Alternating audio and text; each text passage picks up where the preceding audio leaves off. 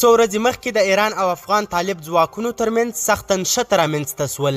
داسې ویل کېدل چې ایراني ځواکونه افغان خاورې ته دننه سوي وه او پر سرحد یې د دیوال جوړولو هڅه کړې وه چې په پایله کې افغان ځواکونو ډزې پیل او نښته رامنځته سول.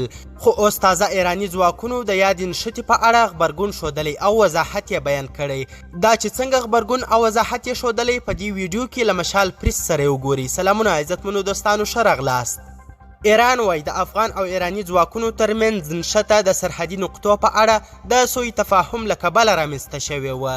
دا ایران د بهرنیو چارو وزارت وایي چې د افغان او ایراني سرحدي ځواکونو ترمنځ نښته سوء تفاهم او د افغانستان او ایران ترمنځ د صفري نقاطو سره د افغان سرحدي ځواکونو نااشنایي وه.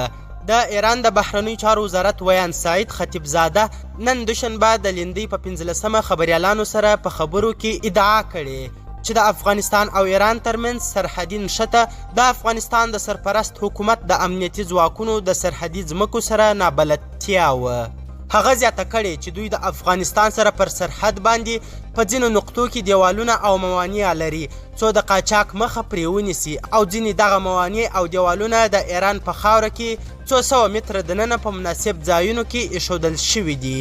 نوموړي وویل چې افغان سرحدي ځواکونو فکر کړی چې د ایران سرحد له دغو موانعو څخه پیل کیږي او د همدا سوء تفاهم له کبله د دواړو لورو ترمنځ نښته رامنځته سوې ده.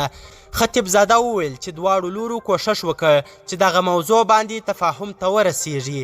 هغه وویل چې اوس مهال د دواړو لورو سرحدي ځواکونو ترمنځ ارتباط جوړ دی او د دغه ډول پیښو د مخنیوي لپاره دواړه لوري د مستقیمو لارو اړیکې نیسي. د یادونې وړ ده چې افغان حکومت هم د افغان او ایران سرحدي ځواکونو ترمنځ نښته د سرحدي ځواکونو ترمنځ سوء تفاهم ګڼلی و. قدرمنو او عزتمنو دوستانو، زیاته مننه چې ویډیو مو تر پایه وکتل. زموږ مشال پریس چینل سبسکرایب او ویډیو در سره شیر کړئ. تر بیا او بلې ویډیو د الله په امان.